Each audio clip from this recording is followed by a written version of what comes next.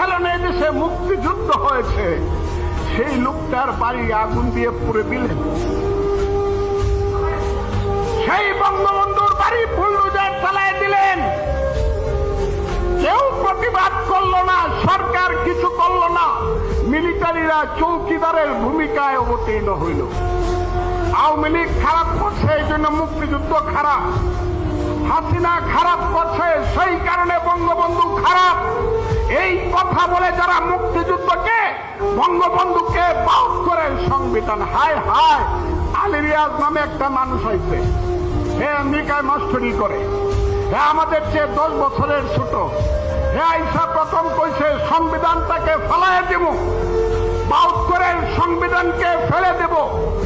আপনারা কি মনে করেন না এই 72-এর সংবিধানটা 30 লক্ষ মুক্তিযুদ্ধের শহীদের রক্তের করে লেখা সংবিধান? এটা আপনারা মনে করেন না? 72-এর সংবিধান মুক্তিযুদ্ধের 30 লক্ষ লোকে শহীদের রক্তের করে লেখা সংবিধান।